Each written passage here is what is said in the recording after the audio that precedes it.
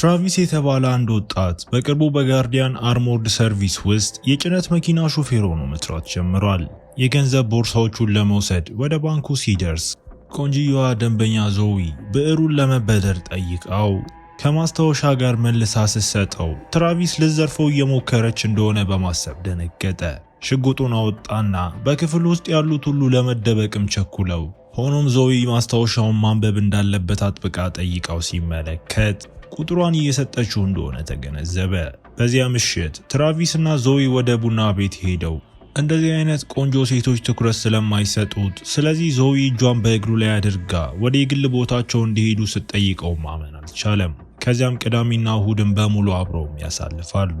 ሰኞ ዕለት ራስል ሚስቱን ናታሊን በ4 ሰዓት ላይ መልካም የ25ኛ ዓመት ክብረ በዓል እንዲሆንላት ለመመኘትም ቀስቅሷት፣ ራስልም ለጋርዲያን የሚሰራ ሲሆን ናታሊን በፈረቃዎቹ ብዛት በጣም ሰልችቷታል። ነገር ግን ራስል በ6 ወራት ውስጥ ስራውን እንደሚያቆም ቃል ገብቶላት፣ በተመሳሳይ ጊዜ ትራቪስ ብቻውን ከእንቅልፉ ሲነቃ ለስራ ዘግይቶ እንደሆነ ተገንዝቦ በቢሮ ውስጥ ራስል ከሳምንት በፊት ከሚስቱ ጋር ለመሆን አጭር የስራ እረፍት ቢጠይቅም ረጅም መንገድ እንዲጓዝ እንዳቀዱለት ሲያውቅም ተቆጥቶ ለአለቃው ክላርክ ቅሬታውን ቢያቀርብም እሱም ህጎቹን እንዲያከብር ያስገድደዋል። ራስል በጣም የሚያበሳጭ እንደሆነ ከሚቆጥረው ከትራቪስ ጋር እንደሚነዳ ሲያውቅ የበለጠ ተበሳጭቶ ትራቪስ ለስራ ባልደረቦቹ ስለነበረው አሪፍ ጊዜ እየነገራቸው፣ ነገር ግን ራስል ስለዘገየና ከስራ ሰዓት በኋላ ዩኒፎርሙንም ስለሚለብስ እየገሰጸው ትራቪስ ከሱ ጋር ማውራት ፈልጎ ለሜትሮፖሊስ ዲፓርትመንት የመንዳት ፈተናውን እንዳሸነፈ ቢነግረውም፣ ነገር ግን ራስል በዚህ ሰው ህይወት ላይ ምንም አይነት ፍላጎት የለውም። ትራቪስ ለምሳ ሽታ ያለው ሳንዱች ይዞ መምጣትና መኪናውን ከማቆምና ራስልን በሰዓቱ ወደ ቤት መመለሱን ለማረጋገጥ በእቃ ውስጥ እዛው መኪና ውስጥ እሸናለው ማለቱን የመሳሰሉ አጸያፊ ነገሮቹን ማድረግ ቀጥሏል። በዚህ መሃል ዞዊ ከሚጌል እና ባነር ጋር ተገናኝታ ከአንዱ የጋርዲያን አርመርድ ሰርቪስ የጭነት መኪናዎች ውስጥ በየትኛው መንገድ እንደሚሄድ ስላገኘችው መረጃ ገልጻ አብረው እንዲዘርፉትም ትፈልጋለች። ሰዎቹ እርስ በእርሳቸው ብዙም አይዋደዱም፣ ነገር ግን ስለ ገንዘቡ በሚል በተልዕኮ ለመሳተፍ ተስማምተው ቀኑ ሲያልፍ ራስልና ትራቪስ በተለያዩ ባንኮች እያቆሙ ትራቪስ በጭነት መኪናው ውስጥ ከፍተኛ ሙዚቃ መክፈትና መፍሳትን የመሳሰሉ አናዳጅ ነገሮችን ማድረጉን ቀጥሎ በገጠር ውስጥ እየነዱ ሳለ ክላርክ ትራቪስ በዚያኛው ቀን ባንክ ውስጥ ሽጉጡን ስለማውጣቱ በመስማቱ በጭነት መኪናው ሬዲዮ ደውሎ ትራቪስም አለመግባባት እንደነበረ ቢያረጋግጥለትም፣ ነገር ግን ክላርክ ድርጊቱ ባንኩ ከነሱ ጋር የነበረውን ስምምነት እንዲያቋርጥ ማድረጉን ገልጾ ስለዚህ ትራቪስን እዛው ባለበትም ከስራው አባረረው። ጥሪው ካለቀ በኋላ ትራቪስ የስነ ልቦና ስብራት ደርሶበት ለተሸናፊነት የህይወት ዘይቤው ራሱን እየወቀሰ ራስን ሊያጽናናው ሲሞክር ትራቪስ መላ ቤተሰቡ በህግ አስከባሪነት ውስጥ እንዳሉ፣ ነገር ግን እሱ መቼም እንደነሱ መሆን እንዳልቻለ ይገልጻል። በዚያ ቅጽበት ራስል 2 መኪኖች እየተከተሏቸው መሆኑን አስተውሎ አንድ መኪና ሊቀድማቸው ሲሞክር ትራቪስ ከመንገድ ገፍቶ ለማውጣት መኪናውን ወደ ጎን አዙሮት፣ ሆኖም ራስል ረጋ እንዲል ይነግረውና ትራቪስ መኪናውን እንዲያልፍ ወደ ኋላም ይመለሳል። ሌላኛው ተሽከርካሪም ወደ እነሱ ሲጠጋ ራስል አሽከርካሪዎቹ ሁሉ የራስ ቁር ማድረጋቸውን አስተውሎ ከነዚህ ሰዎች አንዱ አቁሙና ጉዳት አይደርስባችሁም የሚል ምልክት ሲያሳይ፣ ስለዚህ ራስን ለእርዳታ ለመደወል ሲሞክር እንዳለመታደል ሆኖ ስልክ የማይሰራበት ቦታ ላይ ስለሆኑ ምንም ሲግናልም የለም። ዘራፊው ተጨማሪ ምልክቶችን በማሳየት ይህ ቦታ ስልክ የማይሰራበት መሆኑንና መኪናው ብቻውን መሆኑን እንደሚያውቁ ሲገልጽ ራስል ስለ መንገዳቸው የውስጥ መረጃ እንዳላቸው ይገነዘባል። ጉዳት እንዳይደርስባቸው ከፈለጉ እንዲቆሙ የሚነግራቸው ምልክቶች ቢቀጥሉም ሁለቱ ግን ለመተባበርም ፈቃደኛ አይደሉም። ከዚያም ከአሽከርካሪዎቹ አንዱ አስለቃሽ ጭስ ወደ ተሽከርካሪው ውስጥ ወርውሮ ይህም ትራቪስ የመኪናውን ቁጥጥር እንዲያጣም አድርጎት ራስል አይኑን ለማጽዳት በትራቪስ ፊት ላይ የኃይል ሰጪ መጠጥ አፍሶበት፣ ነገር ግን በዚያ ቅጽበት አንድ ዘራፊ አንዱን ጎማ ተኩሶ መጥቶት ሁለቱ መኪናውን በቁጥጥር ስር ለማዋል ሲታገሉ ይህም አንዱን የጠላት ተሽከርካሪ እንዲጋጭና ለተወሰነ ጊዜ እንዲጎትቱት ያደርጋቸዋል። በድንገት ትራቪስ የእጅ ፍሬኑን ሲጠቀም የጠላት መኪናን በመጨረሻ ወደፊት ሲወጣ፣ ነገር ግን የጓደኛውን መኪናም ገጨው። ሁለቱም ተሽከርካሪዎች ከመንገድ ወጥተው ቆመው የጭነት መኪናው ከእንግዲህ የሚከተለው ሳይኖር ወደፊት መቀጠል ችሎ ራስል ጭሱን ለማስወጣት በሮቹንና መስኮቶችንም ከፍቶ ትራቪስ ከችግር በመውጣታቸው ደስተኛ ቢሆንም፣ ነገር ግን ራስል ዘራፊዎቹ እንደሚመለሱ ያስባል። ይህም ለ80 ማይል ያህል ፖሊስ አካባቢው ላይ ስለማኖርም አሳሳቢ ነው። ትራቪስ በፍጥነት በጭንቅላቱ ሂሳብ ሰርቶ በ110 ፍጥነት ከሄደ በ40 ደቂቃ ውስጥ መኪናውን ወደሚቀጥለው ከተማ ማድረስ እንደሚችል ይናገራል።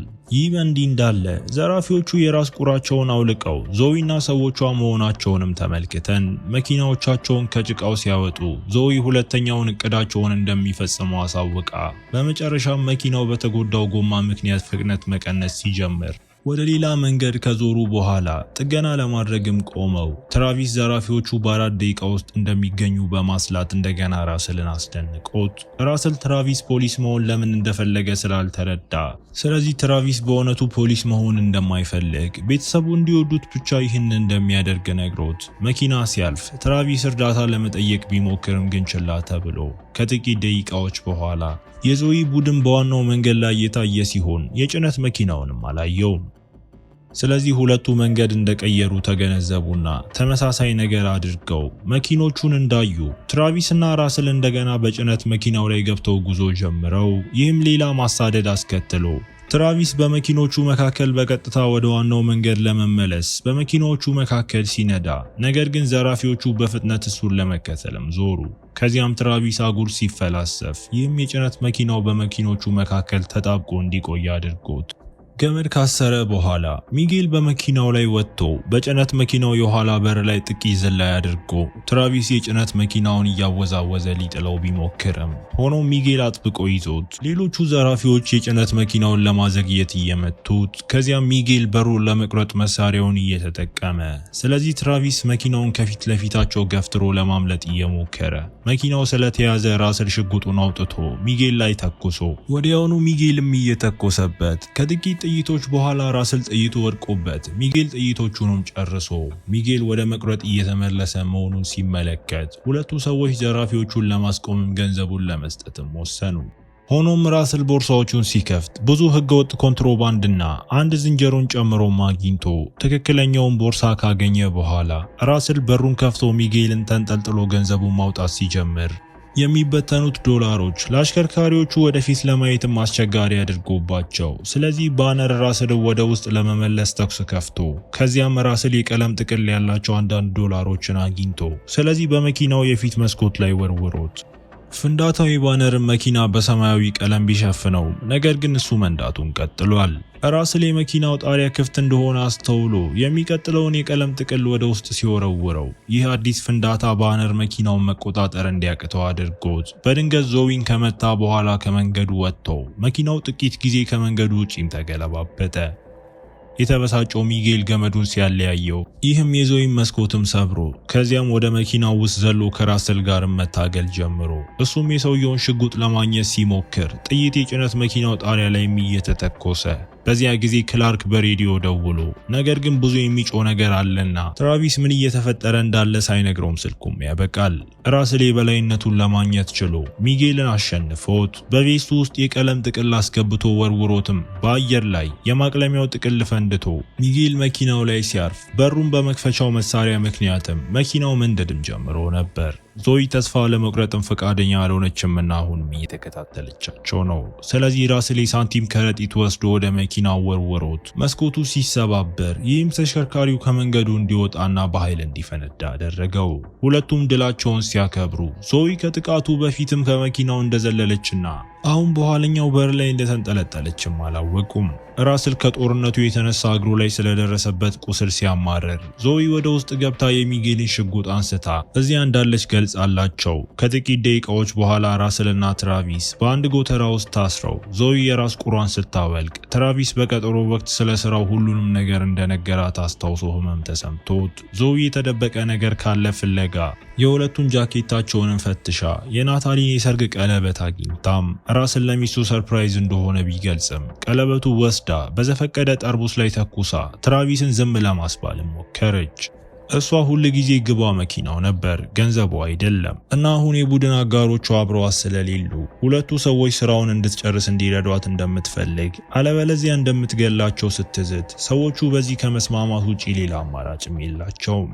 በጭነት መኪናው ላይ ትራቪስ ዞዊን እርስ በእርስ እንደሚተዋወቁ ለራስል እንዳትነግረው ጠይቋት፣ እሷም ተስማምታ የውሸት ስልክ ቁጥር እንደሰጠችው ነግራውም ነገር ግን ባሳለፉት ጊዜ እንደተዝናናችም ተናግራ ራስልም ወደ መኪናው ሲገባ ትራቪስ ዞዊን ለዓመታዊ በዓሉ በሰዓቱ ወደ ቤቱ እንድታደርሰው ጠይቋት። ይህ በእንዲህ እንዳለ ባነርና ሚጌል እርስ በእርስ ተገናኝተው ጥቂት ቢቆስሉም ግን ምንም ከባድ ነገር የለም።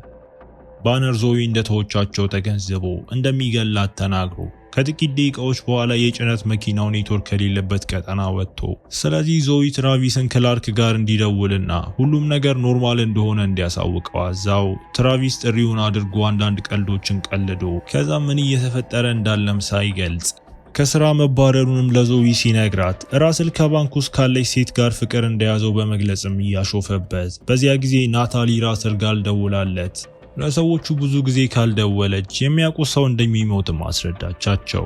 በመጨረሻም ወደ አንድ ከተማ ደርሰው የመኪና ጥገና ሱቅም ሄደው እዚያ አንድ የድሮ ጓደኛዋን ችግር ውስጥ ሳትገባ መኪናው እንዲጠግን አሳምናው ከዚያም ሶስቱ ዩኒፎርም ለብሰው እየጠበቁ ሳሉ ወደ ምግብ ቤት ሄደው ወደ ውስጥ ከመግባታቸው በፊት ዞዊ በስልኳ ላይ የቀጥታ ቀረጻ ማሳየቻቸው። ሰዎች ናታሊን እንደሚከታተሉና ማንኛውንም ነገር ከሞከሩ እንደምትሞትም ገልጻ ጠረጴዛው ላይ ዞዊ መኪናውን የምትፈልገው የቁማር ቤት ለመዝረፍ እንደሆነ ትነግራቸዋለች። እውነተኛው የመኪና ፒካፕ አገልግሎት መስለው ገብተው ቅዳሜና እሁድ ያገኙትን ገቢ ሁሉ ይዘውም ያመልጣሉ።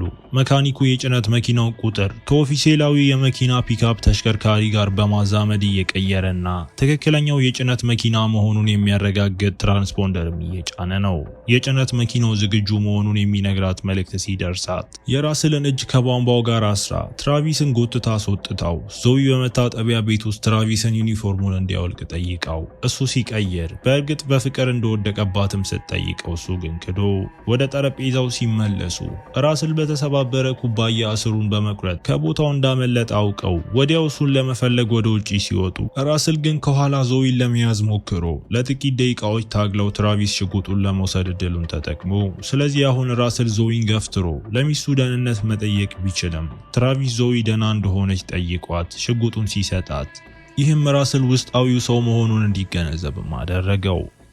በቁጣ የተሞላው ራስል ትራቪስን ይዞ ትንሽ አወዛውዞት ዞዊ በመጨረሻ ከመመለሳቸው በፊት ትራቪስን እንዳታለለችውም ታስረዳለች። በጉዞ ወቅት ራስል ትራቪስ በዞዊ ማጭበርበር በመውደቁ መቆጣቱን ቀጥሎ ያን ምሽት እሱ በጣም ሰክሮ እንደነበር ቢሆንም ለሷ ጥሩ እንደነበርም ጠቁማ ይህ በእንዲህ እንዳለ ሚጌል እና ባነር በመኪና ጥገና ሱቅ ውስጥ ቀርበው የመካኒኩን እግር ተኩሰው በመምታት ስለ ዞዊ መረጃ እንዲሰጣቸው አድርገውት እሱ ከተናገረ በኋላ ተኩሰው ያለ ርህራሄ ገደሉት። ዞዊ ዘረፋው ከመድረሱ 29 ደቂቃዎች ብቻ ሲቀሩት ትራቪስን በማሰር ነገሮችን አዘጋጀች። ምክንያቱም በዚህ ጊዜ ራስልን ነው የምትወስደው። ወንጀለኛ በመሆኗ ሲሰድባት ክርክር ተፈጥሮ ስለዚህ አንድ ታሪክም ነገረችው። አባቷ በካሲኖ ውስጥ ለ17 ዓመታት ሰርቷል እና አንድ ቀን ምግብ ቤቱ በእሳት ተያያዘ። ካሲኖ ገንዘቡን የሚጠብቅም ስርዓት አለው። ይህም በሮቹን በሙሉ በራሳቸው እንዲዘጉም አድርጎ ብዙ ጠባቂዎች በውስጡ ስለነበሩ ስለዚህ የዞዊ አባት በሩ እንዳይዘጋ ለማስቆም ጣልቃ ገብቶ የስራ ባልደረቦቹን ህይወት አድኖ በሂደቱ ውስጥ እሱ ሞተ። ካሲኖ ካሳ ከመስጠት ይልቅ ስራውን ባይተው ኖሮ እንደማይሞት በመናገር እሱን ጥፋተኛም አደረገው። ዞዊ በወቅቱ የ12 ዓመት ልጅ ነበረች። እሷም ሆነች እናቷ ምንም አልነበራቸውም። ስለዚህ በዚያን ቀን የካሳ ገንዘቡን ለመመለስም ለራሷ ቃል ገብታ ነበር። ናታሊ የጭነት መኪናውን መስኮት ስታንኳኳ ውይይቱ ተቋርጦ እሷ የራስልን ስልክ የት እንዳለ ስለተከታተለች አግኝተው እንደነበረም ታውቆ እሱ ሊያባርራት ቢሞክርም ዞዊ ወደ ውስጥ እንድትገባ ጋብዛት እቅዷን እንዳታበላሽ እሷንም አሰረቻት። ቡድኑ ትክክለኛውን የጭነት መኪና ድግግሞሽ ሁኔታውን ሲከታተል ወደ ካሲኖም ተጉዞ የካሲኖ ጠባቂዎቹ መኪናው ከ15 ደቂቃ በፊት ስለመጣ ቢጠራጠሩም ነገር ግን የመታወቂያ መለያውን ከቃኙ በኋላ ወደ ውስጥ አስገብተዋቸው በጋራዥ ውስጥ ሌላ ጠባቂ ስለተለመዱት የፒካፕ ሰዎች ሲጠይቅ ስለዚህ ራስል ኩባንያው ሰራተኞችን ስለቀየረበት ታሪክ ፈጥሮ ጠባቂው ይህንን በማመን ማንም ሰው የታጠቀ የጭነት መኪናን ለመስረቅ ሞኝ አይሆንም ብሏቸው ይህ በእንዲህ እንዳለ ትራቪስ በሬዲዮ ላይ እውነተኛው የጭነት መኪና እየመጣ መሆኑን ሰምቶ መውጣትም ሲፈልግ ነገር ግን ናታሊ እንዲቆይም አስገድዳው። ትራቪስ ከዞዊ ጋር ፍቅር እንደያዘው ገልጾ ናታሊ ስትቆጣው ይህም ባሏ የገዛላት ቀለበት ዞይ ጋር እንደሆነ በአጋጣሚ በንዴት እንዲናገር አደረገው። በብዙ በሮች ውስጥ ካለፉ በኋላ ወደ መውጫው ደርሰው ሆኖም ከWWE ቻምፒየን ጋር የፎቶ ቀረጻ እያደረጉ ስለሆነ ገንዘቡን ለመውሰድ መጠበቅ ነበረባቸው። ዞይ ጊዜ እያለቀባቸው እንደሆነ ስለምታውቅ ስለዚህ ተቀናቃኙ በቀጥታ ቴሌቪዥን እየሰደበው እንደሆነ ነግራው ተጋጣሚው ተናደደና ችግሩን ለመፍታትም ሄዶ ገንዘቡን በሳጥን ላይ ተጭኖ ሁለቱ ከጠባቂው ጋር መውጣት ጀምረው ሆኖም ግን አስተዳዳሪው ዞይን ያስቆማት ሲሆን እሱም የሟች ሰራተኛ ልጅ እንደሆነችም አውቃታል። አባቷ ጀግና ሆኖ እንደሞተና ከፍተኛ ባለስልጣናት ፍትህ እንዳላደረጉለት በመግለጽ በሁኔታዋም አዝኖላት ዞይ እንዲሄድ ለማድረግ የሚያዘነች መስላት አይታ መኪናው ላይ ደርሰው ፕሮቶኮሉ እንደሆነ በመግለጽ ራስል ጠባቂው በሩን እንዳይከፍተው ማረጋግጦ ገንዘቡ ከኋላው ተጭኖ ቡድኑ በመጨረሻ ተነስቶ ነገር ግን በተመሳሳይ ጊዜ እውነተኛው መኪናውን በቦታው ደረሰ።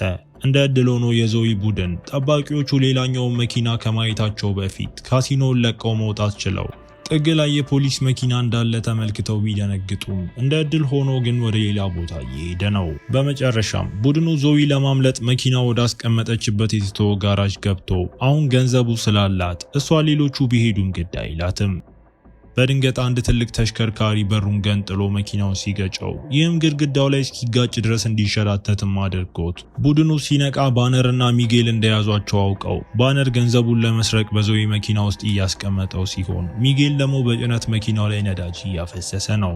ከዚያም ባነር ዞይን ከጭነት መኪና ውስጥ አውጥቶ የጆሮ ጌጧን ገንጥሏት ዞይም እሷን እንዲይዛትና ሌሎቹን እንዲለቁ ስትጠይቀው ነገር ግን እሱ እያፌዘባት የናታሊን ቀለበትም አንስቶ በጭነት መኪናው ውስጥ ትራቪስ ከራስል ጀርባ ፒንሳ እንዳለ አስተውሎ ራስል የጭነት መኪናውን ወደ ኋላ እንዲመልሰው ከመንገሩ በፊትም ይዟቸው ሚጌል እሳት ለማስነሳት ላይተሩን ሲያዘጋጅ ራስል ምልክት ሰጥቶት ትራቪስ ሲነዳ እሱ ናታሊን ለመፍታትም ሮጦ የጭነት መኪናው በር ሚጌልም መጥቶ ጥሎት ባነር ወደ ኋላ ሲመለስም ተኩስ ተከፍቶ ዞይ መኪናውን ሳይጎዳት በላይዋ ላይ ሲያልፍም ተኝታ ባነር ከመንገዱ ወጥቶ ትራቪስ መኪናው ከመጋጨቱ በፊት ወዲያውኑ ማቆም ችሎ ከዚያም ባነር ትራቪስ ላይ ለመተኮስ ቢሞክርም በጥይት መከላከያ መስታወቱ ምክንያትም ምንም ሊያደርስበት አልቻለም። ዞይ በእግሯ በመምታት አስገርመው በፍጥነት ትጥቅ አስፈትተው ስለዚህ ጠመንጃውን እያነሳች ወደ መኪናው ሮጣ እንዳለመታደል ሆኖ ባነር ተጨማሪ የጦር መሳሪያዎችንና ተኩሶችን አምጥቶ ዞይ እንድትደበቅ አስገድዷት ሚጌል በተኩሱ መሃል ገብቶ በትከሻው ላይ ሲመታ ይህ ትኩረትን የሚከፋፍል ነገር ዞይ ባነርን በጭኑ ላይ ተኩሳ መታው ወደ መኪናዋ እንድትሮጥ አስችሏት እሷን በፍጥነት ከህንፃው ለመውጣትም ትገባለች። ከዚያም ባነር ናታሊ ወስዶ ራስል እሱን ለማስቆም ሲሞክር ተኩሶ መቶት ናታሊ ባነርን በመኪናው ውስጥ ያስቀምጣት ረግጣው የተናደደው ሰው በቡጢ ዘረሯት። ባነር ከሄደ በኋላ ትራቪስ የቆሰለውን ራስል ወደ መኪናው እንዲመለስ ደርቶት ሲነሱ ሚጌልንም ጨፍልቀውትም ወጡ።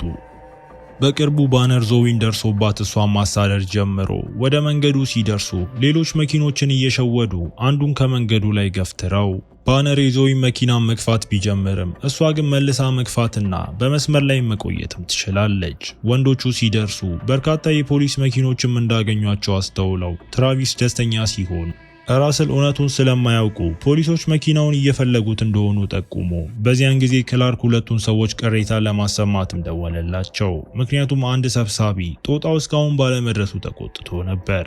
አንድ ሄሊኮፕተር ዜናውን ለመከታተል መንገዱን እየቀረጸ ክላርክ ሰራተኞቹን በቴሌቪዥን ሲመለከት መሃል ጣታቸውን ሲሰጡትም ተመልክቶ ከዚያም ባነር በፖሊስ መኪኖች ላይ መተኮስ ጀምሮ አንደኛውን በመንገድ መሃል እንዲበላሽ አድርጎት ሌሎች ሁለት ተሽከርካሪዎችም ተጋጭተው ይህም እንዲበሩና ሌሎቹ የፖሊስ መኪኖች ላይ መንገድ እንዲዘጉም አድርጎ ባነር ሄሊኮፕተሩንም ተኩሶ እንዲበር አስገድዶት ዞይ በመንገድ ላይ መዞሪያ አይታ በድንገት ዞራ ይህም በግል አየር ማረፊያ ውስጥ በተለያዩ በሮች በኩልም ይወስዳታል። በመኪናው ኮረብታ ላይ ትልቅ ዝላይ ስታደርግ ባነርም እሷ የምታደርገውን እያደረገ ነገር ግን ራስል አንድ የጭነት መኪና ይህን ማድረግ እንደማይችል በማሰብ ተጨንቆ ትራቪስን በፍጥነት ሂሳብ ሰርቶ ለዚህ ትክክለኛው ፍጥነት እንዳላቸውም ያውቃል። ስለዚህ አደጋውን ወስዶ ስሌቱ ትክክል ነበርና ወደ ማሳደዱ ለመመለስም በሰላም አረፉ። በሚቀጥለው መንገድ ላይ ባነር የዞዊ መኪና ከኋላ ገጭቶት፣ ስለዚህ እሷም ድንገተኛ መታጠፊያ አድርጋ ሆን ብላ ከመንገዱ ወጥታ፣ ከዚያም ትራቪስ መኪናውን በጭነት መኪናው ሲመታው ባነርም ተኩስ እንዲከፍትም አደረገው። ጥይቶቹ መስኮቱን ሊሰብሩም አይችሉም፣ ነገር ግን ሞተሩን አበላሽተው እሳትም አስነስተው በራስል ማበረታቻ ትራቪስ የባነርን መኪና እንደገና መቶት ከመንገዱም እንዲወጣም አስገድዶት፣ የጭነት መኪናው ፍሬን ስለማይሰራ ስለዚህ ሁለቱ ከኋላ በር ከመዝለል ሌላ አማራጭ የላቸውም። እንደ እድል ሆኖ ዞዊ መኪናው ከመፈንዳቱ በፊት ደርሳላቸው ጦጣይ ወደ ላይ ሲበርም ይታያል። ከዚያ በኋላ ራስል ከዞዊ ጋር መኪና ውስጥ ገብቶ፣ ነገር ግን የትራቪስ የእጅ መቆጣጠሪያ በኮፈኑ ላይ ተጣብቆ ናታሊን ለማዳን በጣም ስለጓጓች ዞዊ ለማንኛውም ወደፊት ገፍታ ባነር ተኩሱ ሲከፍት መኪናውን ከሷ አጠገብም አቁማው ሶስቱም ከኋላውም ተሸሸጉ።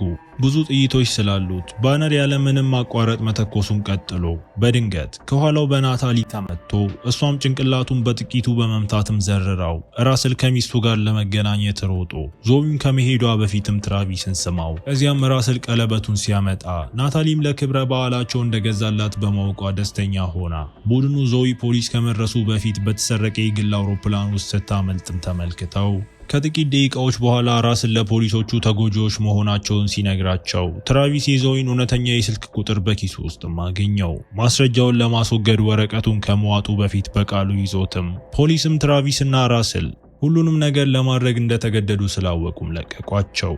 ከ6 ወራት በኋላ ትራቪስ የፖሊስ አካዳሚ አባል ሆኖ በመጨረሻም ዞዊ ጋር ደውሎ እንግዳ በሆነ የባህር ዳርቻ ላይ ለእረፍት እየሄደች ሲሆን ትራቪስ የስልኳን የመጨረሻ ቁጥሮች ስለረሳው እሷን ለማግኘት ይህን ያህል ጊዜ እንደፈጀበት አስረድቷት፣ እሷም ወደ ባህር ዳርቻ መጥቶ እንዲያያት እንደምትፈልግ ስትነግረው ይህም ወዲያውኑ ከአካዳሚው ስራውን እንዲለቅም አደረገው። ይህ በእንዲህ እንዳለ ራስል ጡረታ ወጥቶ ከናታሊ ጋርም የሚፈልጉትን ስራ መስራት ጀምረው አንድ ቀን ከቤት ውጪ አንድ ጥቅል አገኘና ሲከፍተው ከዞዊና ትራቪስ የገንዘብ ስጦታም አገኘ። በከተማው ውስጥ ክላርክ የተቃጠለ የዝንጀሮ ለደንበኛው አቅርቦም እያሳየን ፊልሙ እዚህ ጋር ይጠናቀቃል። እስከ መጨረሻው አብራችሁኝ ስለነበራችሁ አመሰግናለሁ። በቀጣይ ቪዲዮ እስክንገናኝ መልካም ጊዜ